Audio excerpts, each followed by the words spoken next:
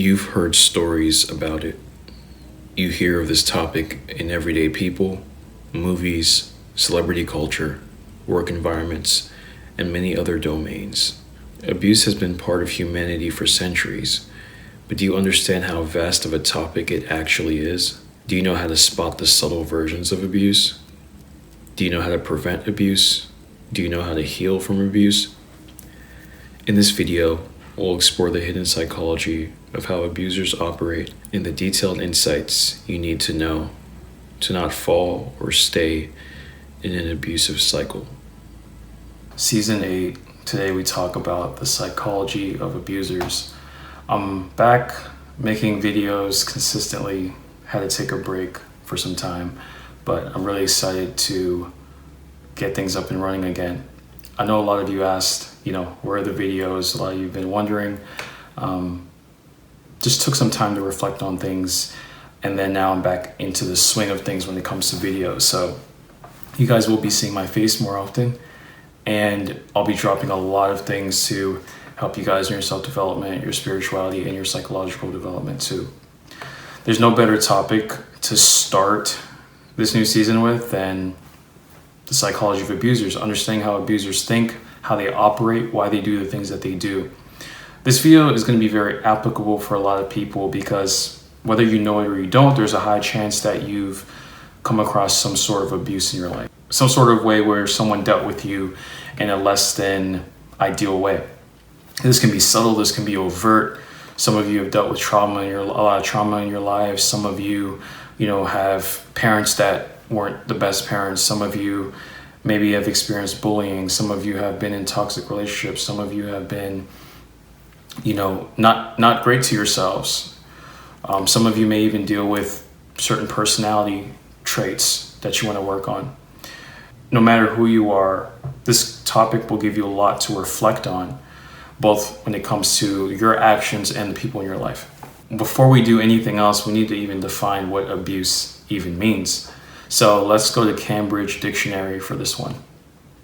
According to Cambridge Dictionary, abuse is defined as the following: bad or cruel treatment of a person or animal, or the use of something in an unsuitable or wrong way. So the first part of it defines abuse from the standpoint of doing ill will onto someone or something. And the second half of the definition describes abuse as using something excessively or in the wrong way, like abusing alcohol, for example. Now, why do people become abusers? Well, there's many reasons. You want to really listen to these various reasons. All this is going to tie back together later in the video, and we'll also go over ways for you to deal with abusers in ideal ways. A lot of the stuff I'm going to talk about in this video, there's a chance you may not have heard of any of this before. Some of this stuff may be familiar, some of these other things maybe not so much. So why people become abusers? First, individuals who have experienced violence in their past, or they've been in environments that have normalized dysfunction, or environments that have normalized abuse, they have a high likely chance of becoming abusers themselves because this is something they're just used to. It's an exposure factor that they don't really second guess really. If they're victims of abuse, there are cases where them becoming abusers themselves makes them feel like they have some sort of power. This is something I talked about in my toxic shame video. And in some ways, when the psyche experiences abuse, later on, it abuses somebody else as a way to almost get back at the person who abused them previously. Because previously they may have felt powerless, and them becoming an abuser now they feel powerful. And power is a theme, especially malignant power or, power when it's not integrated in a healthy way, is a huge theme when it comes to abusers. You're going to see it throughout this video. Another reason why people may become abusers is due to drugs and alcohol, right? Illicit substances. These things can impair judgment, increase aggression, the stereotype of the drunk dad or just the drunk person in general. Their judgment is just off, and they'll just do whatever. They may be more aggressive because the alcohol kind of gives them that leeway to do that. Another thing is that drugs and alcohol can make people more likely to engage in violent acts. Now, this isn't all types of drugs, right? Not all types of people that consume alcohol either, but especially with alcohol, it's a common thing. I'm sure, especially those of you that like rock music or those of you that like rap, if you ever go to a rap or a rock concert, oftentimes there are mosh pits where everybody's like, hitting each other, running around. All sorts of things happen in mosh pits. I've been in a few in my younger days. But what you'll notice is the people that are usually fighting and getting into brawls, getting hurt, swinging at people. Typically, those people oftentimes are very drunk, or they're under the influence of something that leads to them doing that sort of physical abuse onto somebody else. So that's another factor, drugs and alcohol. Continuing on, another factor as to why people will become abusers is that they have certain personality traits that make them more prone to be abusers. So you have things like low self-esteem. If someone has low self-esteem and they feel powerless when it comes to affecting the world, or at least moving their life forward in a way, or they have insecurity in some sort of area of their life, to fill that void and to feel secure, to feel powerful, they may engage in some sort of verbal abuse or some sort of physical abuse. In grade school, what did bullies do a lot? A lot of times bullies may have had turbulent households or had insecurities themselves, and they would pick on kids that they know that they could kind of dominate over to feel better about themselves. A lot of times that's what it's rooted in. In grade school, why did bullies hate nerds? It's because the nerds got good grades and the nerds were smart. You know how many bullies want to be smart? They feel like they're not good enough or not smart. That insecurity causes them to lash out their frustrations on the person they feel like they can't become. Another trait that makes someone more susceptible to being an abuser is narcissism. Whether someone has been diagnosed with NPD or they just have they're just higher in narcissism in general, without it really being a clinical disorder, them having this grandiose image of themselves, maybe needing attention from others, maybe having low self-esteem themselves as well, is another reason why someone may be an abuser. Then you also have low empathy. Those that can't empathize with other people can definitely be abusers because they can't put themselves in somebody else's shoes. It's a lot of times that part of their brain or that ability, that skill just isn't really there. So if you see these traits, usually you'll find that these people do more controlling behaviors. They may be physically abusive, emotionally abusive, all those types of things. Another factor here is the belief in some sort of order, some sort of hierarchy. This can be, some sort of power hierarchy. This can be a gender hierarchy, right? For example, if a man has some sort of beliefs around quote unquote being better than women, this may lead to him giving leeway to certain actions that are very toxic and unhealthy. Some people in positions of power, maybe in your workplace or work environment, they may view themselves as superior to you. So because of that, they feel like they can get away with whatever and such. And then lastly for this list is stress. If someone's under stress, what happens is a lot of times they may feel out of control in their life. This can be stress around what they want to do in their life. It could be stress around finances. It could be stress around their health, all sorts of things. It could be family stress. Whatever it is, if someone's feeling stress in their life and they don't feel control in that specific area of life, they may try to dominate another area of life to compensate. It's a way to feel better about themselves.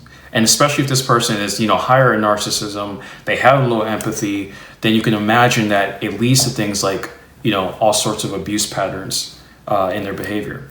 We're going to talk about personality characteristics a little bit further that tend to lead to abuse. This list is a little bit different than the one I just talked about. The previous list, we talked about kind of some personality traits and actions. Now this is strictly personality traits. Now, being higher in the other dark triad traits are definitely a factor. I already talked about narcissism, and in fact, let's say dark tetrad because it's going to be 4. So we have narcissism, which we already talked about. Next is psychopathy, which is very low empathy and a lot of times very driven to accomplish some sort of goal. Another one in the tetrad is Machiavellianism, which is getting over on other people by basically any means necessary. And someone that has the mentality, or they're just used to getting over on others by any means necessary, there's all sorts of abuse that they may do. The abuse can be covert, it could be overt, and nonetheless it's still there. Whether the victim knows what's going on or they don't, it's still there. And then another one is sadism, of course, which is inflicting pain, the enjoyment of inflicting pain onto others, right? That's kind of self-explanatory. Now, when power is associated with the topic of abuse, we also have to talk about this idea of the need for control. So if you're someone that has this strong need to control situations and other people, you want to really watch that, because there's a good chance that you are imposing yourself a lot onto situations and people, and at times possibly in unhealthy ways. And later in this video, I'll talk more about that, but you should keep that in mind. Another one when it comes to personality is if you have an external locus of control, or someone has an external locus of control, this is also grounds for abusive patterns.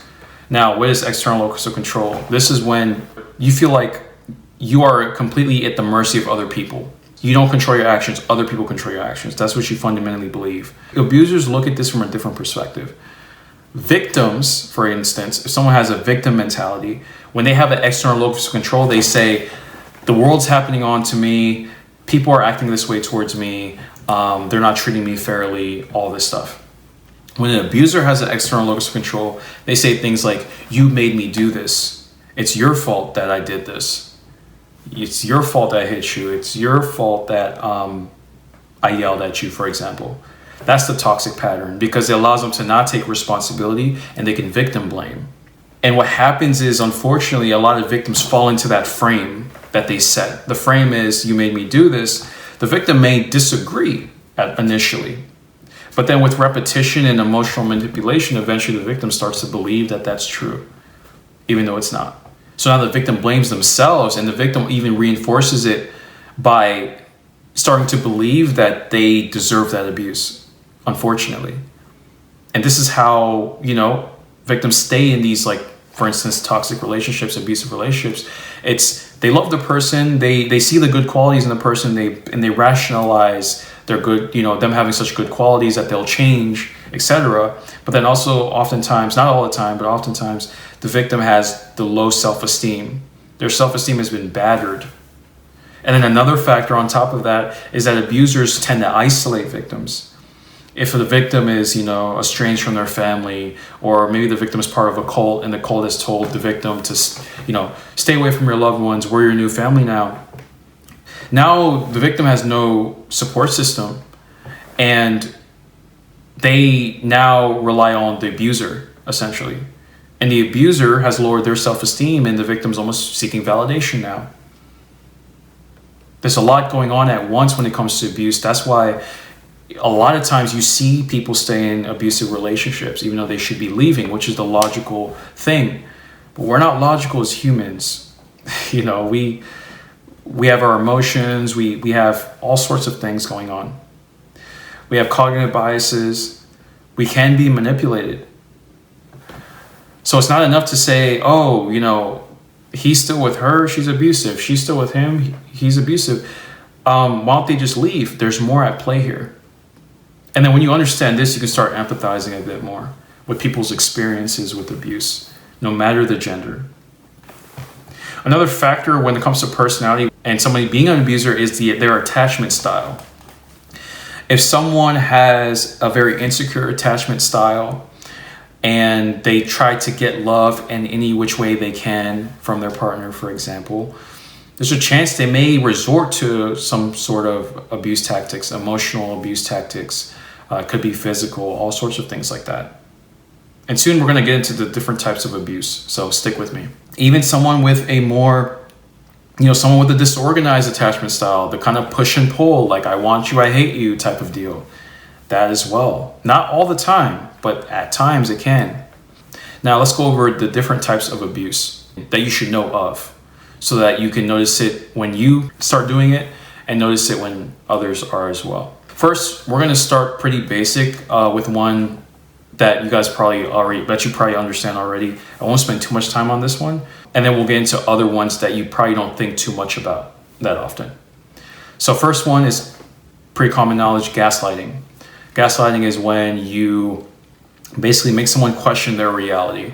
Let's say you take somebody's phone and you say you're going to borrow their phone, and you borrow it, you make a call, and then they say, hey, where's my phone? I saw that, I remember that you borrowed it. And then you say, oh, no, I didn't borrow it. And then they say, yeah, you did. You told me you needed to make a call. You were going to borrow my phone. And then you say, no, that's not true. Sounds like you're just hearing things, man. That's not true. And depending on, the person's level of conviction, that the person that's lying, their level of conviction, all sorts of things like that, they may actually convince the person that they didn't take their phone. That's gaslighting. Here's a quote. The gaslighter likes to break the victim's introspective mirror so that the victim starts to doubt in oneself. A very powerful weapon of the gaslighter is gossip. Abusers often slander their victims and are often very persistent in lying. Gaslighters like to question the victim's sanity so that the victim loses credibility. Gaslighters often have double standards so that the targeted individual feels isolated and marginalized. A very popular tactic is the warm-cold behavior. The perpetrator is sometimes throwing the victim in the positive reinforcement to confuse the victim, and the rest of the time is being very abusive and cold. Now, another one that is a little bit more obvious, and then again, stick with me. We'll get to the more, the more non so obvious ones.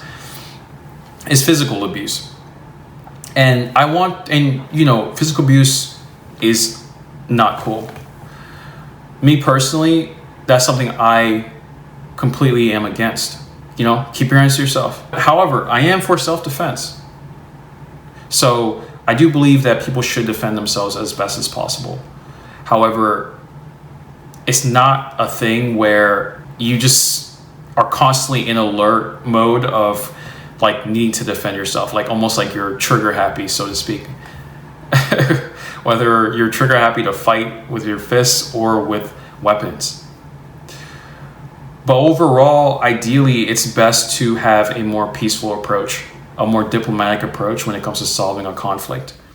In situations where you are in danger, alert authorities. Now, this does lead me to a movie I saw recently called This Ends With Us. It's a really good movie. I absolutely love the movie. I know there's some controversy outside of the movie, of the promo. I'm not talking about that. This is not what this video is about. Although that is a form of abuse, I will say that. Not cool.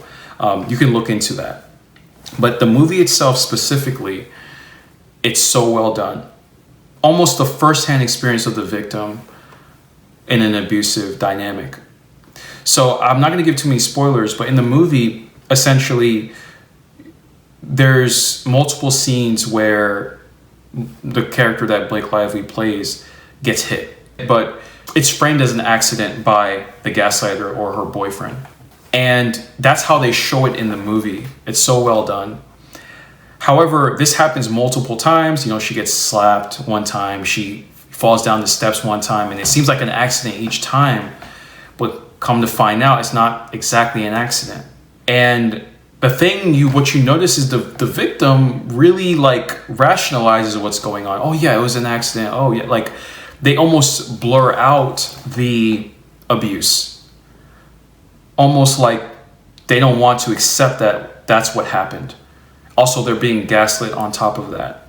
Next, defamation. Defamation of character is a false statement someone makes about a person, which is published as a statement of fact, and which harms personal and/or professional reputation or causes other damages, including financial loss and emotional distress. This thing, it lowers their status in something, which can affect their finances, which can affect reputation. And that can be very damaging to them, to their psyche, and to the people in their life. Another one is abuse in frame setting. I'm going to talk about multiple ways frames are set that lead to abuse. First is weaponizing self-affirmation. Oftentimes people weaponize self-affirmation to not take responsibility. So for example, an abuser may say, oh, I yelled at you because I love myself. I had to yell at you because I love myself. It's a frame of, you made me do this, and I'm doing something good for myself by doing this negative thing towards you. I'll give another example. Let's say someone gets called out for a mistake or doing something bad. They might counteract that and say, look, yeah, I did that, but I'm a great person. Almost to minimize, to deflect the mistake, almost, to like kind of cover it up. I'm a good person though. Notice the conversation is not about their character, it's about their behavior. So if you're giving someone feedback on their behavior and then they start defending their character, like, I'm a great person, I'm not a bad person though, that's a form of weaponizing self-affirmation to not take responsibility. So that's a way of reaffirming their value in order to, redirect attention away from the issues or problems that they've created, essentially. Another example of using frames as a leeway to abuse is false equivalence. So an example of false equivalence is, if you don't do this, then it means you don't love me. If you hear that, that's a red flag. That frame is powerful because it's saying that you better fall in line or else they're going to believe that you don't love them, which isn't true. You could not want to do something could not be in your best interest, something could not be a part of your morality, and you don't do it, but it does not mean that you don't still love that person. You have to see kind of that presupposition, that assumption in the statement. It's a very assumptive statement there. When you don't allow the emotional manipulation to get to you, you can rationally look at what they're saying and just disagree with it and not agree with that frame that they put. Another one is infantilization. So some abusers may make the people they're dealing with live lives of almost being infantile, where the abuser wants to do everything so that they have the power all the time. And it's a frame of, I'll take care of you. You can't take care of yourself, I'll take care of you. Only I can take care of you type of deal. That's another one. And another one, of course, is playing victim. Like you made me do it type of deal. The whole external locus of control conversation we just talked about. Now, another one is triangulation, where someone brings in somebody else, a third party, to maybe solve a certain problem between two people. I talked about triangulation in my drama triangle video. And this can be very toxic as well. Triangulation isn't always bad, right? Sometimes when you're dealing with a conflict with someone, you may go to a third party to get their advice. That's kind of a version of it, but that doesn't mean that third party is confronting this person you're dealing with. They may just be coaching you through it. And then by coaching you through it, you make your own decision and then you talk to the original person. Where it becomes toxic, where it becomes that drama triangle, is when this third person comes in to be the rescuer, for example. Another form of abuse, mockery. Now, all of these examples of abuse are not at the same level. I want you to remember that.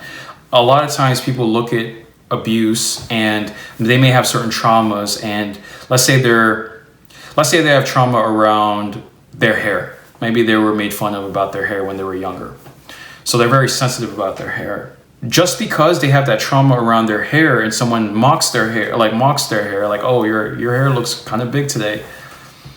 It doesn't mean that person has a malicious intent, or that person is an abuser. It just may mean that person just doesn't know that that's a trigger for you. And they're just making an observation. Maybe you guys are close friends and you guys joke a lot, and they're just saying that. It's kind of like a mocking tone. That's not the same as something like physical abuse, for example. We're not going to put those in the same category. So as I talk about these things, they're not all the same. And context is a very important thing to consider here. Two people that really don't like each other, and person A mocks person B, that's different from two friends mocking each other. So context is important here. But here's a quote on mockery. Mockery and insults are powerful weapons in bullying and mobbing. It's used to destabilize and humiliate the victim, and it can have detrimental effects on the victim's mental health. Mockery is often associated with envy and a lack of constructive self-criticism. It is especially dangerous when there is a group of peers, colleagues, or other people that mock and humiliate together. An insulted individual might lose self-confidence and status in a certain social environment.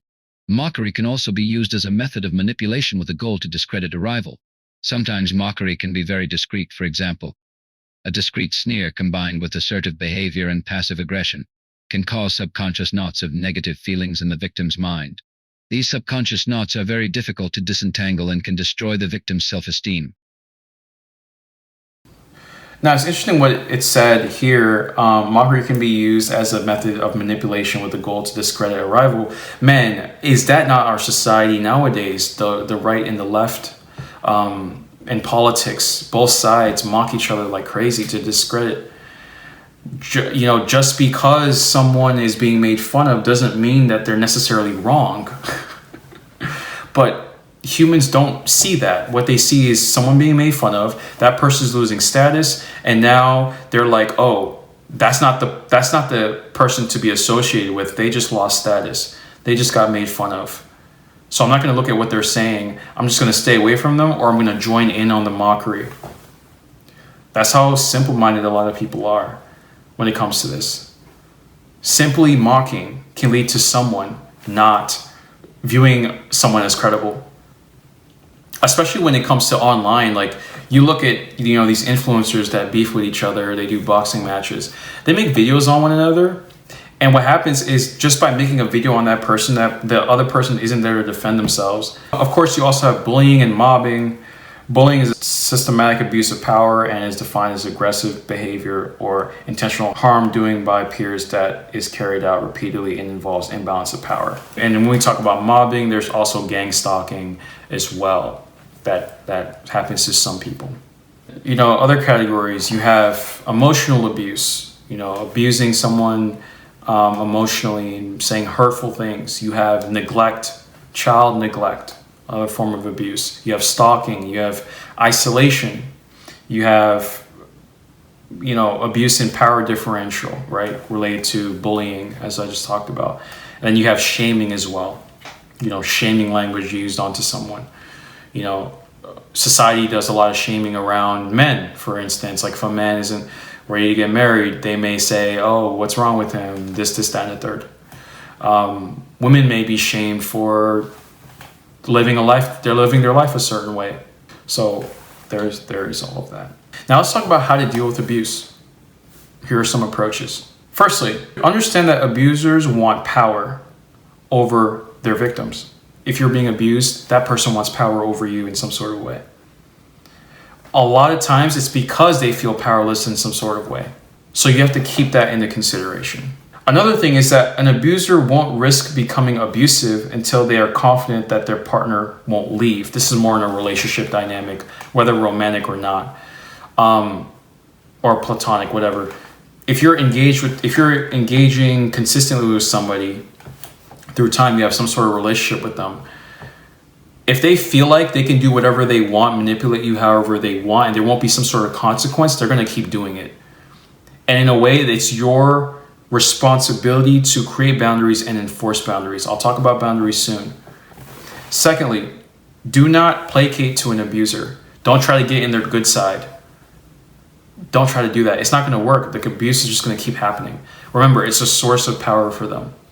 So they're going to do everything they can to keep that source of power going, especially when you're placating. Now, if you cut them off, you leave, now that will really get them to shape up in a lot of cases, not all cases, but I'll talk about more examples soon. Here's a quote: placating an abuser in an attempt to reduce tension rarely works. The abuse typically continues. It only makes them feel more powerful, and they get a rush or addiction from it.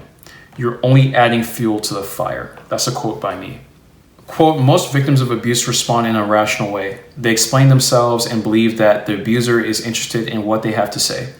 This lets abusers know that they've won and have control. Instead, one must design their own strategy and not react, thereby not rewarding the abusive behavior. So what it means to reward abusive behavior is to react to it a lot and to try to, overly explain yourself. It's important to explain your boundaries and say, this is what I stand for, I don't stand for this. But if you don't have some sort of consequence for them continuing the behavior, then they're not going to take that seriously. And they're going to get some sort of kick from that, especially people that are narcissistic. Speaking of narcissistic people, the fact that they're getting attention from the abuse in a lot of narcissists is the thing that will add fuel to the fire of them continuing to do it. So in a way, it's almost like, unless it's physical abuse, in some forms of abuse, it's all about ignoring it. In the example of maybe, let's say you're in a work environment and somebody is saying verbally mean things to you. Ignoring it can go a long way. Now, if it gets worse, you confront that person and you set the record straight. If it still continues on, and let's say you want to stay at that job, then you got to talk to a manager or your boss or something like that. There has to be some sort of escalation of consequences. Most victims do the opposite and placate and appease an abuser to relieve tension and the risk of harm. It rarely works and abuse typically continues, right? So don't try to fawn. That's one of the F's in fight, flight, freeze, or fawn. When somebody's in fight or flight, there's freeze or fawn. And when fawning means you're kind of overly complimentary. You want to get on the person's good side. That doesn't work with a lot of abusers. Most abusers, it just doesn't work. It gives them an ego kick. It's not about getting on their good side. It's about making sure that you're okay in that dynamic. Another problem is that abusers tend to minimize, deny, or normalize the problem. They've been in the unhealthy dynamic so long that it's so normalized. Just like to the point where they don't see a problem with it, even if people in their lives are seeing the problem with it. So you need to make sure that you don't normalize abuse. You see the problems in it. And this video, I hope, has definitely helped you with you seeing the problems of abuse, how it could hurt your self-esteem, how it could destroy your life. And then what happens is you seek that out again. Like someone that's been in an abusive relationship, they may seek out another abusive relationship after they leave their past dynamic because that's what they've normalized. That's what they think love is. But just because something's been normalized, like I've said in my other videos, doesn't mean that it's right. And victims even rationalize by saying abusers can't control themselves. That's like an example. And that's not true. Because that abuser, there's people in their life they're not abusive towards. Or are they abusive towards you? The chances are is because you allow them to be. And you play their game. And you've allowed them to lower your self-esteem through time to the point where you can't stand up for yourself. You don't have that inner strength and power within that you may have had at some point. And this is why victims fall into self-deception, deceiving themselves. The frames and the things the abuser has said has led to them deceiving themselves into normalizing that abuse. Parents can get away with this stuff. They've raised you since you were younger, and there's all sorts of emotional manipulation they can do so that you normalize that abuse.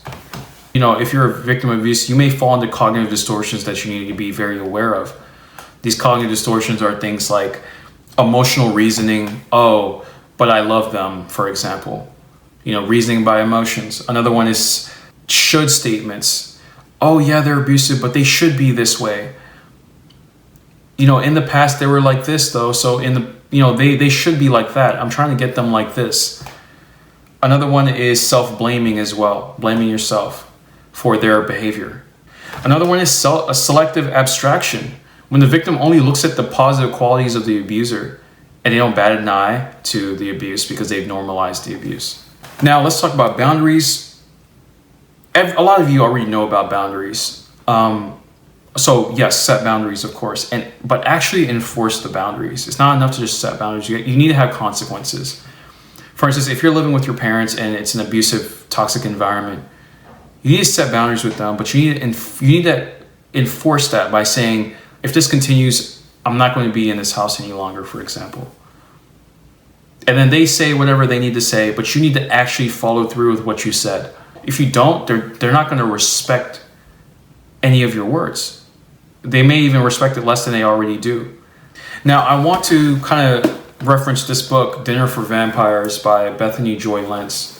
Fantastic book. In this book, she talks about her times in a cult and also abuse she's faced in her past relationship. She's an amazing writer. I definitely recommend this book. It's on my book list on Instagram. I'm going to read some excerpts from this book. In fact, this excerpt is like right in the beginning. I think it's like page 4 or something. I'm kind of halfway. I've been reading this throughout the winter break, but let's see.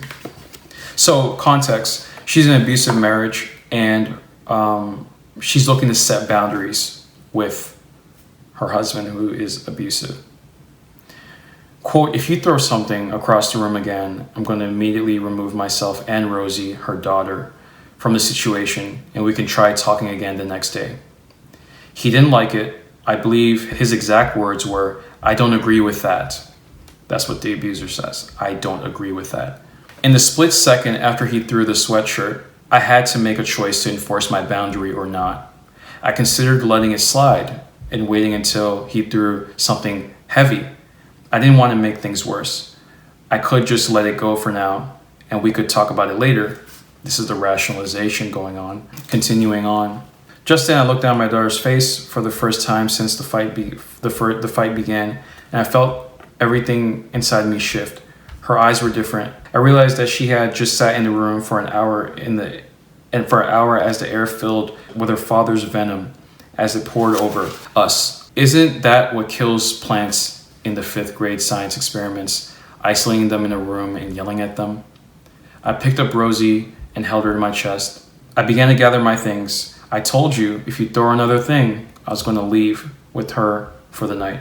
I stated it pragmatically, holding a thread of hope that he might apologize. If you leave, he spat, I will get a lawyer and I will take her from you. I will fight for custody and I will win. I will take her away from you. He stood up, still glowering at me, then walked into the bathroom, slammed the door, and turned on the shower. I was lucky that he bet on me being paralyzed with fear, but I knew my window of time was short. I quickly scooped up Rosie in her car seat, grabbed my suitcase, and hurried to the rental car.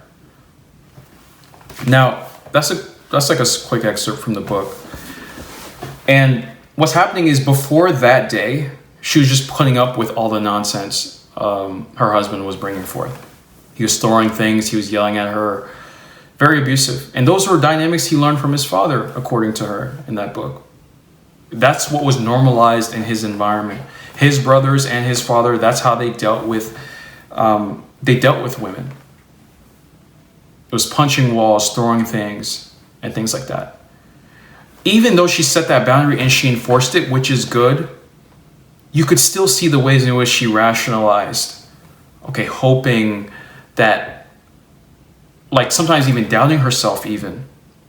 And if you read this book, you'll definitely notice that. So you have to enforce boundaries. You have to accumulate power in your life to be able to get yourself out of negative situations. What does power mean? This means knowledge. This means money. This means maybe physical fitness. It's important to just excel in multiple areas of your life so that you don't put yourself in precarious predicaments. How many abuse victims are with someone because of finances, or they're with someone because they can't get from place to place and they rely on this person for it. Even if you rely on your parents, how much of their BS do you put up with because they fund your lifestyle? Well, it's time to get a job. Maybe it's time to start a business. If you work a job and your boss is abusive and you're always putting up with them, why? Oh, well, Jim, I got to save up money and I got to... Okay, that's great. But have a deadline. Say this is the date where I'm out of here. Or at least have a plan to get out. Because if you're just saying, oh, my boss sucks, but you're not doing anything about it, you're wasting your breath. What you're looking for is sympathy from other people. Another thing when it comes to abuse is don't minimize the damage. Don't try to rationalize. Don't say, oh, it's okay. Oh, they hit me, but that's all right, because that's what they want you to do. They want you to rationalize and minimize it. You got to have those like instant, absolutely not boundaries. And that leads me to, don't fall into the abuse cycle. What is the abuse cycle? This is the abuse cycle. Here's an example of it. A buildup of tension, right? Some sort of conflict is brewing. The attack, whether it's the verbal attack or the physical attack. Remorse and apology from the abuser. Like, oh, I didn't mean to do that. I'm sorry, whatever. Let's say the victim is saying they're leaving because they were attacked in a certain sort of way that crossed their boundaries. Well, the abuser apologizes. I'm sorry, I won't do it again. Guess what happens? There's a honeymoon phase that happens. Everything's good again, and then it repeats. Whenever there's conflict again, the abuser resorts to that form of conflict that is not healthy. So that's the cycle that you gotta watch out for. Do not fall into that cycle. Do not normalize that cycle. I'm gonna give some advice for those of you that are abusers yourselves, or you felt like you do have abusive tendencies. First, figure out what abuse you're doing and how it's benefiting you. What that means is, where are you insecure in your life, and how is this form of abuse helping you kind of mend that insecurity? You can go back to your childhood for this to analyze this further. It's very important if you want to have great relationships in your life. Another one is, what emotions are you addicted to? Are you addicted to anger? Why are you addicted to that? Is that rooted in power? Have your emotions been invalidated, and maybe anger is the only emotion that has validated all your life? So because of that, you resort to anger when you deal with your husband or boyfriend, for example. Another thing with abusers is you have to denormalize abuse yourself in your mind, just like the victim does. This is not healthy. Like, that has to be very, very, very much internalized. And also be aware of personality disorders you may have. You could obviously be diagnosed. In this video, we broke down abuse very well. I hope this was very valuable for you. I also referenced a video of mine called Toxic Shame. Check it out here, since it's a really good follow-up to this video.